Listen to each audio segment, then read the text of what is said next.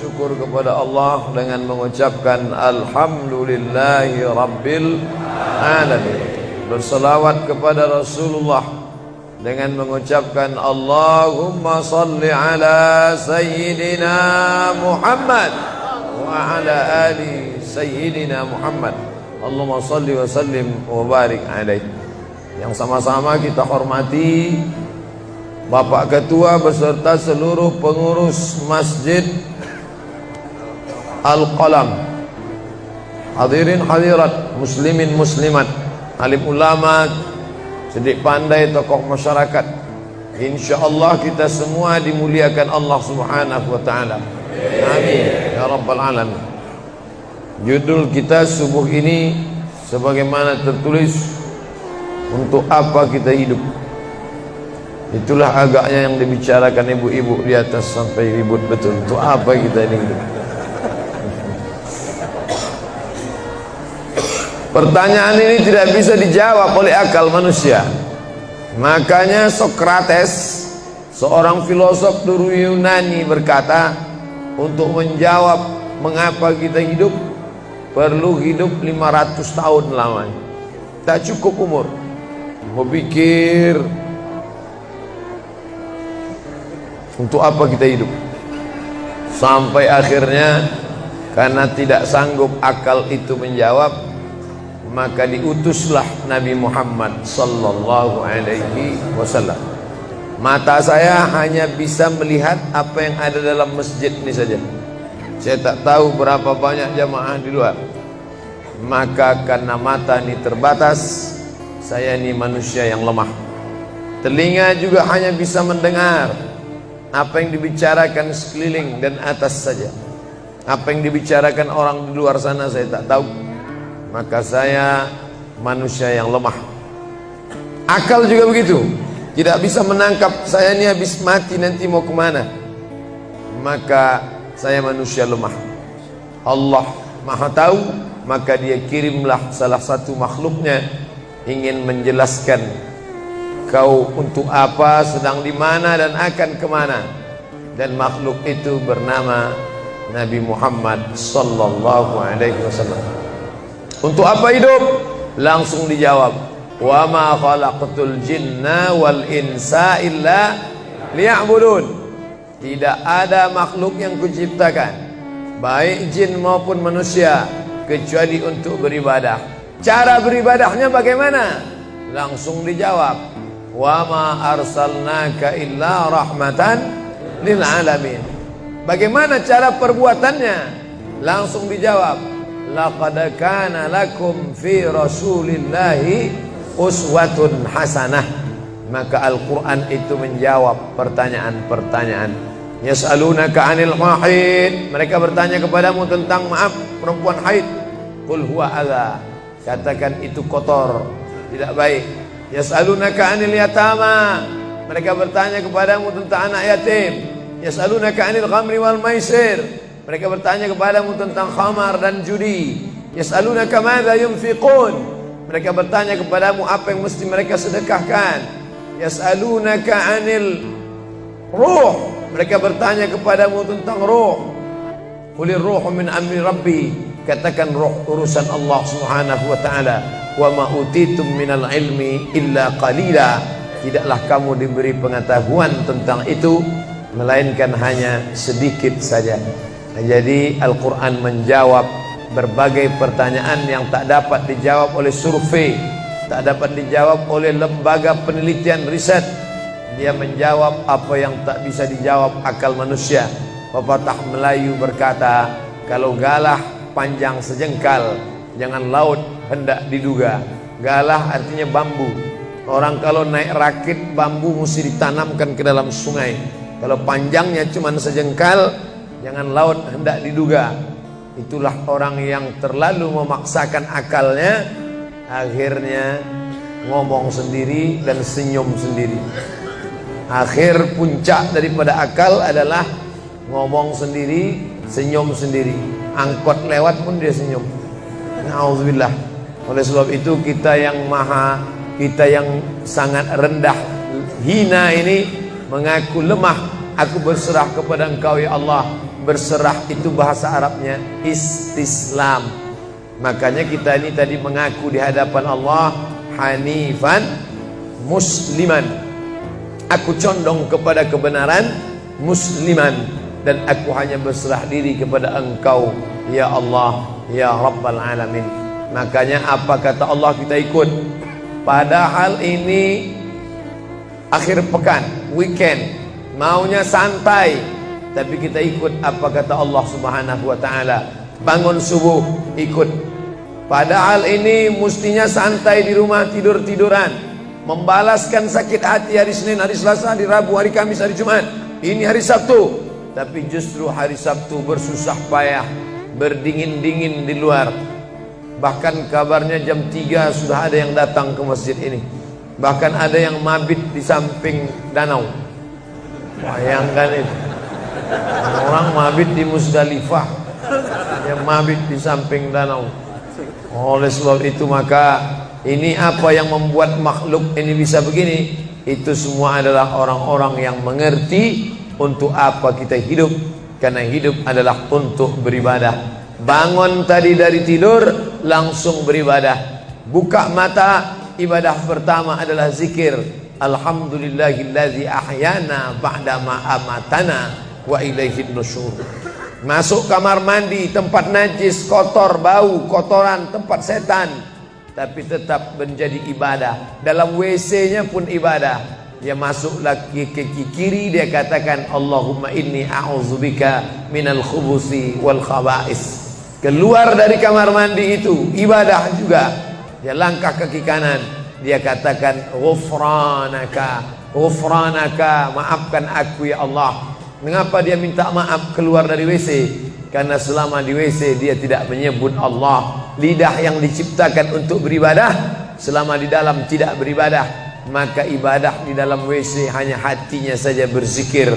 Tak boleh menyambut seruan azan. Terdengar suara azan masuk ke WC, Allahu Akbar, Allahu Akbar, Allahu Akbar. Oh, tak boleh. Tak boleh mengucapkan salam. Assalamualaikum, Nabi diam. Assalamualaikum, Nabi diam. 3 kali diucap, Nabi diam. Selesai keluar dari toilet, WC, barulah Nabi menjawab Waalaikumsalam warahmatullah. Karena tidak boleh menyebut nama Allah, maka minta ampun keluar dari WC. Karena lidah yang semestinya dipakai untuk menyebutmu ya Allah, berzikir mengingatmu ya Allah, tadi tak kupakai selama beberapa menit di dalam. Maka dia katakan ghufranaka. Lalu kemudian melihat wajah di cermin, mana tahu ada kotoran di mata. Jangan sampai kita berjumpa sama orang di masjid, orang senyum, kita senyum, yang disenyumkan orang kita. Maka lihat dulu baik-baik. Maka ketika melihat wajah, dia pun menjadi ibadah. Allahumma kama hassanta khalqi fahassin khuluqi. Sebagaimana kalau kau sudah perbaiki bentuk ciptaanku ini menjadi sempurna, maka perbaikilah akhlakku ya Allah. Lalu setelah itu berangkat dari rumah menuju masjid, beribadah juga. Bismillahi tawakkaltu 'ala Allah, la haula wala quwwata illa billah. Setiap langkah kaki ke Masjid Al-Qalam ini bernilai 1 langkah menghapus dosa. Langkah kedua mengangkat derajat. Langkah ketiga menghapus dosa. Langkah keempat mengangkat derajat. Tidak tanggung-tanggung, derajatnya diangkat Allah. Siapa yang duluan datang langsung dapat di depan. Tapi ada orang terlambat tetap tinggi juga derajatnya. Mana dia? Ini yang di atas. Siapa bilang perempuan direndahkan, dihinakan? Perempuan dimuliakan. Mana contoh perempuan dimuliakan? Kalau mau tahu, datanglah ke Masjid Al-Qalam. Perempuan dimuliakan. Bapak Ibu yang dimuliakan Allah, masuk ke dalam masjid, langkah kaki kanan, Allahumma inni as'aluka min fadlik. Itu doa nanti keluar. Tapi ketika akan masuk, apa doanya? Allahumma ya Allah, iftahli, bukakan untukku abwaba rahmatik, pintu rahmatmu, bernilai ibadah. Duduk berzikir, jangan ngobrol, jangan cerita. Foto Pak Ustaz, sikit-sikit boleh. Lalu kemudian selama itu tertulis tadi di atas, Itulah hebatnya masuk ke Masjid Al-Qalam, tidak hanya mendengar ceramah, dapat pengajian. Ketika saya masuk tadi, dengar suara azan, ada tulisan hadis riwayat Al-Bukhari. Siapa yang mendengar seruan azan lalu menyambut seperti bunyi yang diucapkan muazzin, kecuali pada hayya 'alas shalah, hayya 'alal falah, dia baca la haula wala quwata illa billah, ditutup dengan doa wasilah. Allahumma rabba hadhihi da'wati tammah wassalatil qa'imah, dimintakan untuk Nabi Muhammad, ati sayyidana Muhammadanil wasilah wal fadilah wasyarafa wad darajatal aliyatar rafi'ah. Yang kelima, wa ba'athullahumma maqaman mahmuda alladhi wa'adtah innaka la tukhliful mi'ad. Maka kata Nabi, halat laku syafaati yaumal qiyamah, layaklah dia mendapat syafaatku hari kiamat. Makanya selama duduk di depan tadi, tak ada satupun yang ngobrol, semuanya menyambut seruan azan. Allahu Akbar, Allahu Akbar, Allahu Akbar, Allahu Akbar. Ada kawan sebelah ngajak ngobrol, gimana bro program mancing kita? Allahu Akbar, Allahu Akbar. Nah, ini cerita tak tentu arah. Ini kita sedang beribadah kepada Allah Subhanahu wa ta'ala. Lalu kemudian selesai azan, salat sunat yang balasan pahalanya khairum minad dunya wa ma fiha, lebih baik daripada dunia dan seisinya. Apa itu? Qabliyah subuh. Sampai-sampai andai terlambat qabliyah subuh, tetap boleh dilaksanakan setelah subuh. Habis salat subuh barulah dilaksanakan qabliyah subuh. Tapi kalau sudah sama-sama ngaji, tapi kalau nanti pulang kampung, justru sekarang orang di kota ngaji, di kampung tidak ngaji. Zaman dulu di kampung ngaji, di kota tidak ngaji. Sekarang dunia sudah mau kiamat. Di kampung orang ngaji, di kampung orang tidak ngaji. Kenapa? Parabola masuk desa. Oleh sebab itu, maka kalau di kampung itu tidak ada pengajian, mereka tidak tahu bahwa qabliyah subuh diganti setelah subuh. Nanti pas mau bulan puasa pulang kampung, jangan qabliyah subuh setelah subuh. Karena nanti begitu mereka lihat, loh apa tuh? Sejak tinggal di Bekasi ikut aliran sesat. Dia tidak tahu bahwa sholat qabliyah subuh itu jangan sampai tinggal. Andai tertinggal, tetap dilaksanakan setelah sholat subuh. Ayatnya diatur. Ayat pertama, qul ya ayyuhal kafirun. Ayat yang kedua, qul huwallahu ahad, Allahu samad, lam yalid wa lam yulad wa lam yakul lahu kufuwan ahad.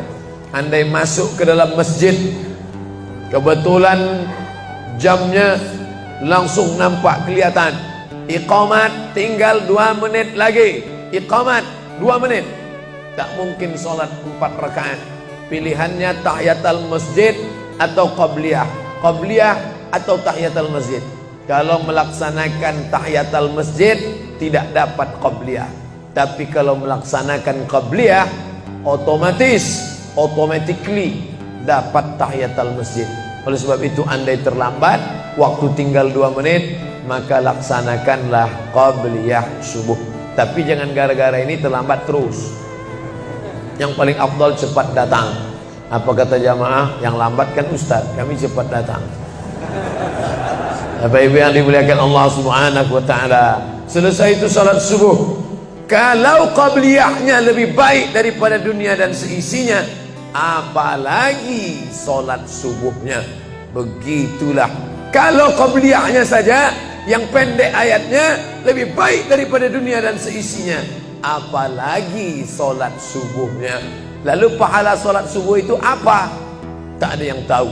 Makanya kata Nabi, lau ya'lamuna ma fil atamati was subhi, andai mereka tahu pahala salat subuh berjamaah, la atauhuma habwan, mereka akan datang ke Masjid Al-Qalam walaupun merangkak, habwan, lumpuh, sakit kakinya, dia akan datang. Kursi roda tak ada, yang mendorong tak ada, datang dia ke masjid ini walaupun merangkak. Kenapa mereka tidak datang? Karena mereka tidak tahu. Kenapa mereka tidak tahu? Karena mereka memang tidak cari tahu dan tak mau tahu. Dan sampai masanya mereka nanti akan menyesal saat melihat orang-orang mendapatkan balasan muttaqiina fiha 'alal araik, Mereka duduk di atas kursi-kursi istana surga, tersenyum melihat orang-orang yang dulu tak peduli pada sholat subuh. Mudah-mudahan kita semua istiqomah insyaallah. Jadi Ustadz, kalau hidup ini cuma untuk ibadah, sholat, masjid, baca Quran, zikir, gimana kami mau mencari nafkah? Gimana kami mau buka ruko? Gimana kami mau bisnis? Gimana kami mau tanam kelapa sawit? Gimana kami mau proyek batu bara? Gimana kami mau ternak ikan? Ini mesti dipahami bahwa ibadah itu dibagi dua. Satu namanya ibadah mahdah, pure, original, murni, tidak bercampur dengan apa-apa.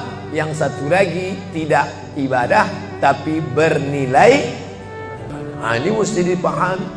Bapak yang masuk kantor dari jam 8 pagi sampai jam 4 sore itu ibadah. Karena kalau itu tidak ibadah, habislah waktu kita. Makanya yang bekerja niatkan ibadah. Sehingga kalau istrinya nanya, "Mas kok lama pulang?" Ibadah nih, Mas. Tapi jangan gara-gara ini di kantor itu ibadah, lalu ketika azan di masjid kantor berkumandang, hayya 'alas shalah, dia terus ngetik, "Mas, ayo ke masjid." Enggak, ini pun juga ibadah. Kau ibadah aja ke sana, aku ibadah di sini. Itu juga enggak benar. Karena ibadah itu dibagi dua. Satu yang murni, pure, tidak bercampur dengan apapun, namanya ibadah mahdah, salat, baca Quran, zikir, iktikaf. Tapi ada satu lagi tidak ibadah, tapi kalau diniatkan dia bernilai ibadah. Termasuk ibu-ibu yang hamil 9 bulan 10 hari, itu ibadah.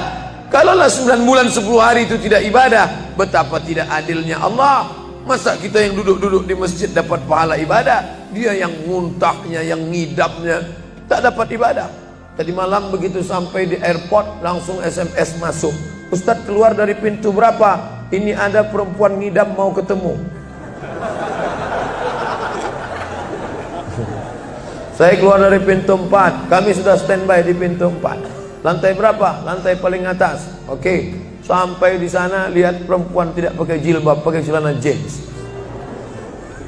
Saya udah mau marah. Ini kenapa? "Mohon maaf Pak Ustadz, non muslim." Astagfirullah. Rupanya non muslim hamil ngidam mau jumpa Ustadz Somad. Mudah-mudahan anaknya jadi anak solid. Biasa. Allahu Akbar. Bernilai ibadah. Lalu yang dapat pahala dari itu siapa? Dari mana ibu-ibu hamil muda itu tahu saya? Kenal saya di mana? Padahal dia dari Jawa, saya dari Sumatera. Ternyata ada orang beribadah yang tidak kita sangka ibadah. Tidak ada rukun, tidak ada syarat, tidak ada wajib, tidak ada sunat, tidak ada makruh, tidak ada mubah. Apa ibadahnya? Ya ini, merekam ceramah ini. Merekam ceramah ini ibadah. Memoto itu ibadah. Bayangkan resiko tukang foto. Saya sampai sekarang tukang foto itu resikonya nanti setelah tua matanya gini.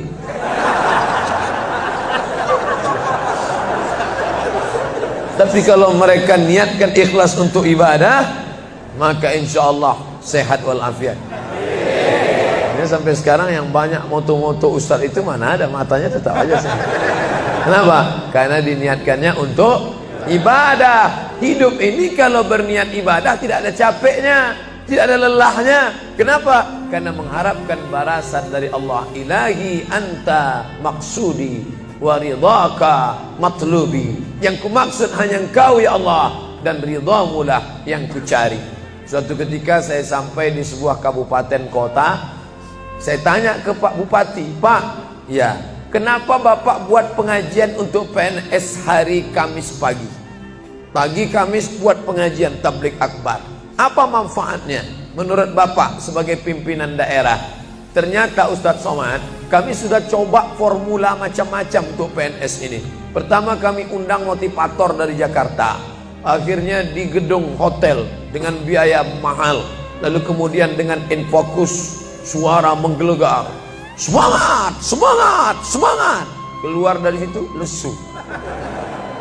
Motivatornya pulang, pegawai letoy. Akhirnya kami buat undang tentara dengan bapak polisi, baris berbaris, siap, siap. Pak polisi pulang, gak siap lagi. Ternyata yang disentuh paling mantap bukan fisiknya, bukan matanya, bukan pakai infocus, bukan pakai suara menggelegar, tapi yang disentuh adalah hati. Dan satu yang bisa menyentuh hati itu adalah agama. Itulah makanya ibu bapak coba nanti kalau mau buat praktek, buat satu kotak, buat satu lagi kotak, ada 2 kotak. Kotak ini buat voucher, namanya sumbangan. Kotak ini buat juga voucher, tulisannya sodakoh. Lihat mana yang paling banyak diambil umat Islam, sumbangan apa sodakoh? Sodakoh, padahal nilainya sama. Sumbangan 100.000, sodakoh 100.000. Bapak ibu silakan ambil untuk anak yatim fakir miskin kita. Pasti voucher yang paling banyak diambil adalah sodakoh. Kenapa? Karena mereka menganggap sumbangan tak ada pahalanya, karena bukan bahasa Arab. Apa dia? Sumbangan. Enggak ada dalam Quran. Ya ayyuhalladzina amanu, sumbangan. Yang ada adalah sedekah. Innamas shadaqatu lil fuqara wal masakin wal 'amilina 'alaiha wal mu'allafati qulubuhum wa fir riqab wal gharimin wa fi sabilillah wa ibnis sabil. Itulah mengapa yang disentuh itu bukan nalar otaknya, tapi yang disentuh itu adalah hatinya. Ala fil jasadi mudghah. Ketahuilah dalam jasad itu ada segumpal. Idza salahat salahal jasadu kulluh. Kalau yang segumpal itu baik, maka yang lain ikut menjadi baik. Wa idza fasadat fasadal jasadu kulluh. Kalau yang segumpal itu rusak, jahat, kotor, hitam, gelap, maka yang lain ikut menjadi rusak. Ala wahyal qalb, hati. Jagalah hati. Itu yang selalu dipesankan Ustadz kita Agib, jagalah hati. Jangan kau terserah. Bapak Ibu yang dimuliakan Allah, salah satu yang merusak manusia sekuler, membagi 2. Di masjid ibadah, di kantor tidak ibadah, fatal. Di masjid dianggap ibadah. Jangan heran kalau ada orang di masjid khusyuk, takut nengok ke atas, melihat hanya tempat sujud saja. Allahu Akbar, tidak mau lihat ke atas. Kenapa? Dia khusyuk. Tapi di kantor dia lebih setan daripada setan. Kenapa? Berasal dari pemahaman yang salah, karena dia sudah bagi 2. Di masjid ibadah, di kantor tidak ibadah. Bahkan yang lebih fatal, yang kotor-kotor di kantor bisa dibersihkan di masjid. Kotor. Akhirnya untuk membersihkannya pergi dia ke masjid. Laundry yang paling besar Masjidil Haram.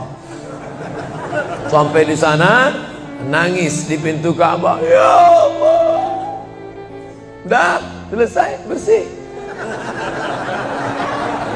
Enak aja. Bukan begitu ajaran Islam.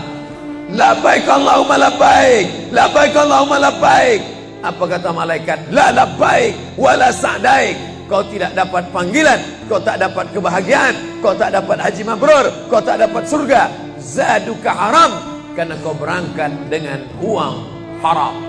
Oleh sebab itu pemahaman Islam mesti utuh. Semua adalah ibadah. Kalaulah gerak tidak ibadah, betapa menyakitkannya bapak-bapak polisi di jalan raya kena panas terik, padahal dia tidak ada penutup kepala di atas, berkeringat berpeluh. Mereka tetap merasakan itu sebagai ibadah. Tentara yang membela negara, angkatan laut di perbatasan sana, datang kapal-kapal perompak dari Thailand ingin mengambil ikan kita, tenggelamkan. Itu kalau tidak nilai ibadah, dia takut. Jangan-jangan sebelum kita tenggelamkan, kita duluan ditembaknya tenggelam. Maka itu mesti ada nilai ibadah di dalamnya. Itulah yang membangkitkan semangat jihad. Jamaah bertanya, Ustadz kemarin dari Jambi, terus kemudian terbang ke Miri, besok baru pulang ke Pekanbaru. Apa Ustadz? Saya lihat Ustadz dari tadi mengantuk saja. Iyalah, sampai tadi malam ke hotel jam 12, baru tidur jam 1 karena ada yang mau ditulis. Jam 3.30 sudah bangun ceramah. Tapi begitu berjumpa dengan jamaah orang ramai, bangkit semangat. Habis ceramah ini tanya jawab, semangat lagi. Habis itu baru lesu. Dan tidurnya itu pun ibadah. Bayangkan, tidurnya itu ibadah. Itulah mengapa banyak orang pengajian sambil oh, ustadz menyindir ya? Tidak. Saya termasuk ustadz yang tidak pandai menyindir. Saya termasuk ustadz kalau dipesan request untuk menyindir, saya tidak pandai. Kenapa? Karena saya pernah menyindir orang. Ustadz, tolong ustadz sindirkan. Ini ada jamaah yang sudah sedekah tapi mengambil uangnya kembali. Siapa yang bersedekah mengambil uangnya kembali? Kal kalbil ladzi ya'udu ila qaihi. Sama seperti anjing yang menjilat muntahnya kembali. Selesai pengajian, mohon maaf Pak Ustaz, yang disindir nggak datang. Oleh sebab itu tak ada gunanya sindir menyindir. Kalau mau to the point, mana orangnya face to face, langsung saja tembak 12 pas, gol. Bapak Ibu yang dimuliakan Allah, maka mesti dipahami dengan benar. Di Masjidil Haram ibadah, di rumah pun kau ibadah. Istri yang dari mulai pagi memasakkan suami, dibantu oleh pembantu membuatkan minuman, membesarkan anak, menyusukan anak 2 tahun lamanya, melahirkan, meregang nyawa ibu melahirkan anak, ibadah.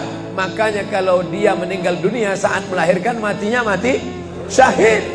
Saking senangnya suaminya mendapatkan seorang istri yang syahid, tak menangis dia.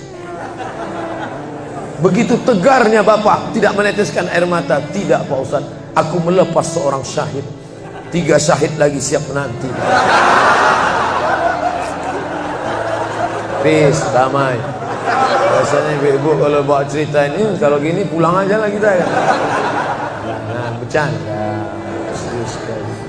Nah, tapi yang saya katakan tadi itu semuanya ibadah badan. Melangkah dari rumah, ibadah badan. Membukakan mata, ibadah badan. Mendengar ceramah, ibadah badan. Membaca Quran, ibadah badan. Berzikir, likulli sulama minkum sedekah. Setiap tulang-tulang sendi ada sedekahnya. Subhanallah, subhanallah, subhanallah, subhanallah, subhanallah, subhanallah. Itu ibadah badan. Tapi ada bukan ibadah badan. Apa dia? Itulah yang 7 macam. Zakat, wakaf, infak, sedekah, wasiat, hibah, ghanimah. Nah, itu ibadah harta. Mana yang lebih banyak? Ibadah harta apa ibadah badan? Ibadah badan. Kalau ibadah harta tak banyak. Zakat, wakaf, infak, sedekah, wasiat, hibah, ghanimah, rampasan perang. Tapi kalau ibadah badan, setiap gerak adalah ibadah. Makanya kita mesti bergerak. Di kulli harakah barakah. Setiap ada gerak pasti ada berkah. Makanya tak boleh tidak bergerak. Air sumur kalau tidak ditimba, air itu akan busuk, butek, warnanya pun tidak ada seperti minyak di atas. Mata air mesti terus berganti. Darah harus tetap mengalir, jantung harus tetap berdetak. Makanya jangan pernah kosong dari aktivitas. Fa idza farata fansab. Selesai dari satu ibadah, pindah ibadah lain. Selesai ibadah tegak, pindah ibadah ruku. Habis ibadah ruku, pindah ibadah tegak. Habis ibadah tegak, pindah ibadah sujud. Habis ibadah sujud, pindah antara 2 sujud. Selesai sudah salat, lalu kemudian puasa. Selesai puasa, lalu kemudian berzakat. Selesai zakat, lalu kemudian mengitari Ka'bah. Subhanallah walhamdulillah wa la ilaha illallah wallahu akbar. Selesai itu melontar jumrah. Selesai itu menggunting rambut. Selesai itu berzikir. Tidak pernah kosong. Sampai kapan? Sampai malaikat maut mencabut nyawa dan ucapan terakhir yang keluar dari mulut adalah la ilaha illallah. Itulah jawaban tentang pertanyaan untuk apa kita hidup di dunia. Nanti kalau ada anak, ibu, bapak, tetangga, kawan, sahabat, andai tolan bertanya, untuk apa kita ini hidup? Tak usah jawab, putarkan aja videonya. Itulah enaknya zaman sekarang. Kalau dulu mesti diingat. Saya dulu pulang sholat Jumat, mak saya manggil, sini ya mak, ceritakan apa isi khutbah khotib tadi di Mesir. Gini. Itulah awal saya ceramah. Jadi saya paham mengapa saya menjadi ceramah sekarang.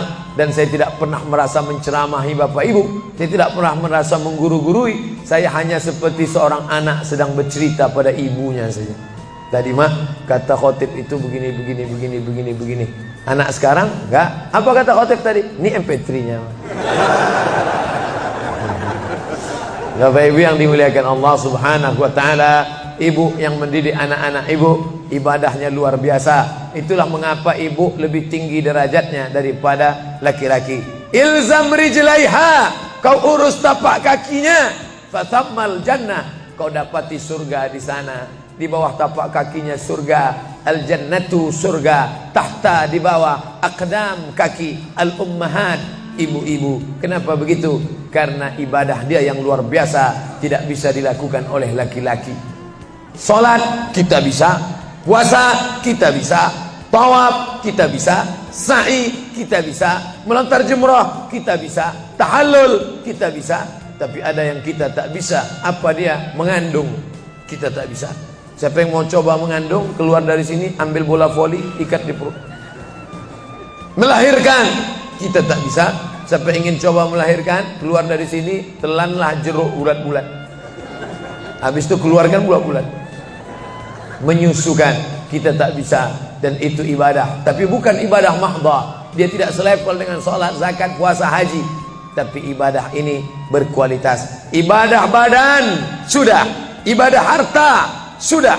Ada ibadah yang terakhir, yang ketiga. Kalau ibadah badan berkeringat, lelah, capek. Ibadah harta, duit habis. Tapi ada ibadah satu lagi, tak nampak di mata. Apa dia? Ibadah hati. Itulah dia ikhlas. Orang yang ikhlas tak tampak.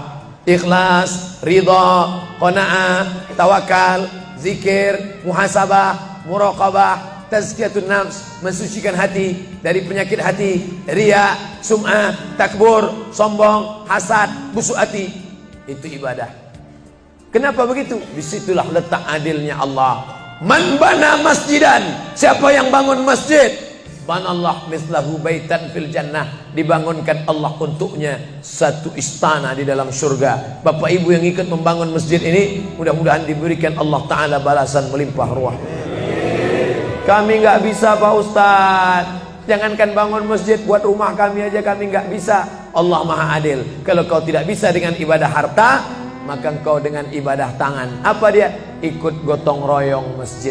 Nampak ada pembangunan masjid, ikut ngecornya, pasangnya. Tapi dengan syarat menyelesaikan masalah. Jangan buat masalah. Man shalla isnatai asyarata raka'ah, siapa yang salat 12 rakaat fil yaumi wal laila, sehari semalam, bunyalahu bihinna baitun fil jannah, dibangunkan untuknya satu istana di dalam surga. Sama macam orang yang bangun masjid, salat 12 rakaat. Kamu bisa bangun masjid? Bisa. Bagus. Kamu? Saya nggak bisa. Amal saya apa? Tenang, ada amal. Allah Maha Adil. Salat 12 rakaat. 2 rakaat sebelum subuh, 4 rakaat sebelum zuhur, 2 rakaat setelah zuhur, 2 rakaat setelah maghrib, 2 rakaat setelah isya. 12 rakaat. Saya nggak bisa Pak Ustadz, sedang terbaring di rumah sakit, kaki sakit, kepala sakit, hati sakit, jantung sakit. Stop, jangan lanjutkan. Aku tak sampai hati mendengar penderitaan. Jadi amal saya apa Pak Ustadz? Ada satu amalmu. Apa dia? Ridha, menerima takdir Allah Subhanahu wa ta'ala. Sakit Pak? Tidak. Kenapa? Sakitku hilangkan hatiku ridha. Man lam yasbir bibalai, siapa yang tak sabar dengan bala ujianku, walam yarda bi qada'i, yang tak ridha dengan takdirku, falyatlub rabban siwaya, carilah Tuhan selain aku. Kau sabar, kau ridha menerima itu. Apa balasannya? Lebih hebat daripada balasan orang yang bangun masjid, lebih besar daripada balasan 12 rakaat salat. Innama yuwaffas sabiruna ajrahum bighairi hisab. Orang yang sabar itu balasannya bighairi hisab, tak dapat dihitung, tak dapat dikira, unlimited. Begitulah Allah Maha Adil. Untuk apa kita hidup? Hidup untuk beribadah. Ibadah apa yang kita lakukan? Ibadah badan, ibadah harta, ibadah hati. Yang sudah melaksanakan tiga-tiganya, alhamdulillah. Yang baru melaksanakan satu, tambah. Yang satu pun belum, innalillah. Masjid ini besar. Kadang kita bangga masjid besar, rupanya APBN, anggaran pendapatan belanja negara. Bangga kita masjid megah, rupanya APBD, anggaran pendapatan belanja daerah. patutlah masjidnya di tengah hutan, karena di situ tanah yang murah. Akhirnya pemukiman masyarakat jauh, masjid di tengah jalan, masjid di tengah perjalanan luar kota, jauh dari pemukiman masyarakat. Masuk kita ke dalam, tai kambing yang ada di dalam. Tapi masjid ini megah, mewah, 2 lantai, lengkap dengan kubah yang besar. Ini swadaya masyarakat. Saya tahu ini dari mana? Jamaahnya cerita. Kalau tidak, mana saya tahu. Ini masjid ini asli swadaya Pak Ustaz. Lama membangunnya Pak? Enggak lama, sebentar saja. Sebentar saja, sekejap langsung terkumpul 7,6 miliar uang. 7,6 M.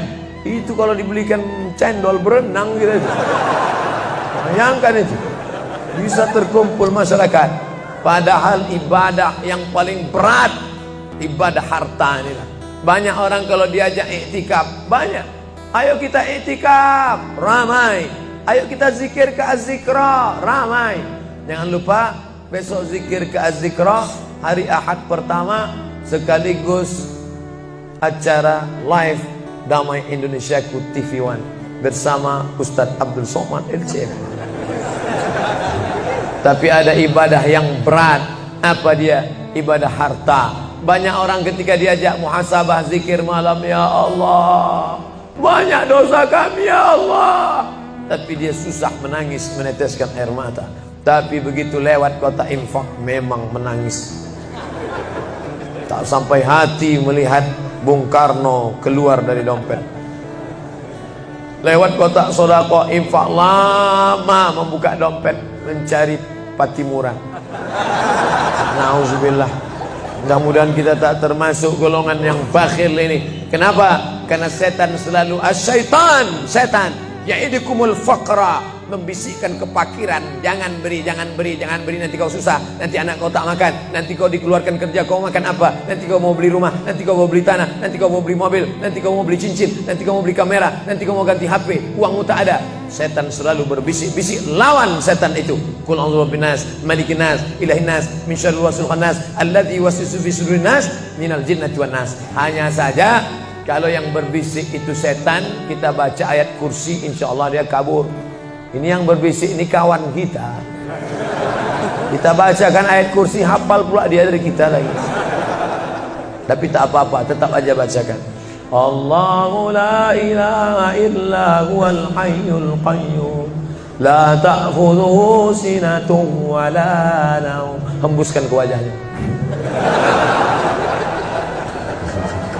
Bapak Ibu yang dimuliakan Allah, setelah ibadah 3 ini kita lakukan, ibadah badan sudah, sholat subuh sampai melimpah ruah ke belakang. Saya dengar suara hati tadi, lapor, tenda sudah penuh, sudah melimpah ke jalan. Masya Allah. Ibadah harta sudah 7,6 M. Ibadah hati sudah, sabar, ridha, qanaah, tawakal. Tapi jangan lupa, datang merusak yang 3 ini, perkelahian, merusak ukhuwah Islamiyah. Masjid yang besar, kalau sudah kelahi di dalamnya, tinggal kelahi, tak lagi ada persatuan. Masuk masjid bukan baca doa pintu masuk masjid, malah masuk masjid ngelihat kira-kira dia di mana ya. Oh dia di sana, gua di sini lah. Oh di sini, dia di sini. Sampai akhirnya suatu hari terlambat, lupa ngelihat. Allahu Akbar, rupanya dia di samping. Jangan kelahi. Wa'tasimu bihablillah, berpegang teguhlah dengan tali Allah. Tali Allah itu apa? Al-Quran dan Sunnah. Apalagi ulama, nggak ngerti Quran, nggak ngerti Sunnah, tanya ulama. Al-ulama warasatul anbiya. Wa'tasimu bihablillah, berpegang teguh dengan tali Allah. Wala tafarraqu, jangan berpecah belah. Coba lihat bunyi ayatnya. Andai ayat itu sampai bihablillah titik sudah cukup. Berpegang teguhlah dengan cara tali Allah, cukup. Mengapa ujungnya tetap ditutup? Wala tafarraqu, jangan berpecah belah. Karena banyak orang yang sudah baca Quran, sudah sholat, sudah puasa sunat, tapi hatinya pecah bercabang. Galah patah boleh disambung, kaca retak boleh direkat, hati rusak kemana obat akan dicari. Oleh sebab itu kalau ada fitnah-fitnah, tabayun, klarifikasi. Jangan suudzon. Ijtanibu katsiran minaz-zan. Kepengurusan masyarakat, jamaah, sayang kebersamaan rusak. Gara-gara apa? Gara-gara nila setitik rusak susu sebelanga. Gara-gara api di dalam sekam, ada kulit padi bertimbun, di dalamnya itu ada setitik api, tiba-tiba api menyala, akhirnya semua menjadi abu, dan abu dihembus angin, tak berkesan sama sekali. Hilang 3 ibadah. Ibadah badan hilang, ibadah harta hilang, ibadah hati hilang. Gara-gara apa? Berkelahi. Ingat, setan tak pernah berhenti. Inna syaitan, setan ya'isa an ya'budahul musallun. Setan kalau sudah melihat orang sholat, dia tidak lagi goda mereka untuk menyembah, sembahlah aku, sembahlah aku, sembahlah aku, sembahlah aku. Tidak. Tapi apa yang dia lakukan? Walakin fit tahrish, menanamkan permusuhan ke dalam hati orang yang sholat. Angkat jaga ini. Jangan kita bertengkar gara-gara masalah khilafiyah. Saya kalau jadi imam di masjid dekat rumah saya jadi imam, saya baca kunut. Dan imam-imam dekat rumah saya itu saya pesan harus baca kunut, karena saya berpegang mazhab Syafi'i. Tapi ketika sholat di Masjid Al-Qalam, saya tidak tahu jamaah di sini pakai kunut apa tidak. Saya tidak ingin merusak kebiasaan mereka. Mana tahu mereka ikut mazhab Hambali, mana tahu mereka Muhammadiyah, saya tidak tahu. Maka ketika diminta jadi imam, Ustaz jadi imam, batuk. Saya tak mau merusak, biarlah imam tetap saja. Rupanya imam di Masjid Al-Qalam tidak baca kunut, ya saya tetap ikut sholat. Apakah perlu saya ulang sholat saya? Tidak. Sholat saya sah, karena apapun ormasmu, apapun mazhabmu, mau NU, mau Muhammadiyah, mau Perti, mau Persis, mau Al-Irsyad, mau Jamaah Tabligh, mau FPI, mau mazhab Hanafi, mazhab Maliki, mazhab Syafi'i, mazhab Hambali, semuanya sepakat sholat subuh itu wajib. Jadi yang wajib aja kita laksanakan. Adapun perbedaan teknisnya, yang satu pakai usolli, yang satu nggak pakai usolli, yang satu ngangkat tangannya ke telinga, yang satu ngangkat tangannya ke bahu, yang satu bismillahnya jahar, yang satu bismillahnya sir, yang satu ayatnya panjang, yang satu ayatnya pendek, yang satu pas mau turun sujud tangan duluan, yang satu lutut duluan, yang satu duduknya tapak kakinya duduk di tapak kaki kiri, yang satu duduknya langsung pantatnya ke lantai, yang satu telunjuknya ngangkat sekali, yang satu berkali-kali. Itu masalah teknis simple sederhana. Ada masalah yang lebih besar. Apa masalah kita yang lebih besar? Membeli tanah baru untuk buat sekolah Islam, membeli tanah baru, ruko baru untuk buat apa? 212 mat, kita mat. Orang Islam belanja di warung Islam. Alangkah indahnya, selesai acara sholat subuh bersama, pengajian bersama, selesai itu belanja beras minyak goreng bersama. Serbu. Sehingga bangkitlah ekonomi umat. Berapa pegawai bisa ditampung bekerja?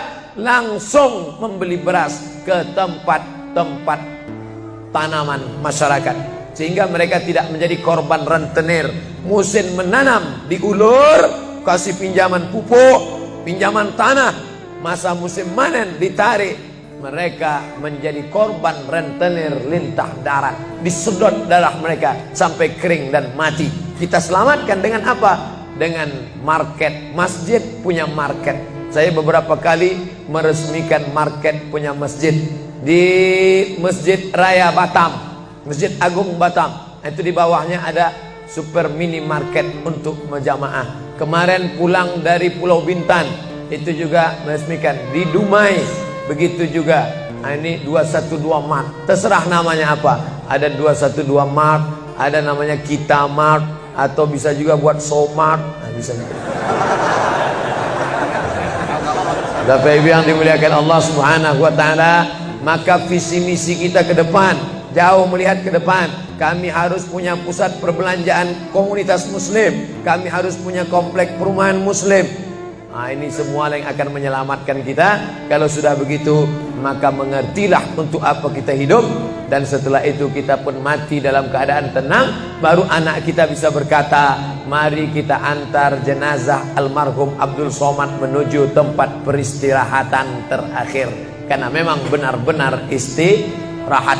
Tapi berapa banyak orang tidak istirahat, karena amal badan tak ada, amal harta tak ada, amal hati tak ada. Tak pernah memikirkan masjid, tak pernah memikirkan umat, tak pernah memikirkan belanja umat, tak pernah memikirkan pendidikan anak-anak umat.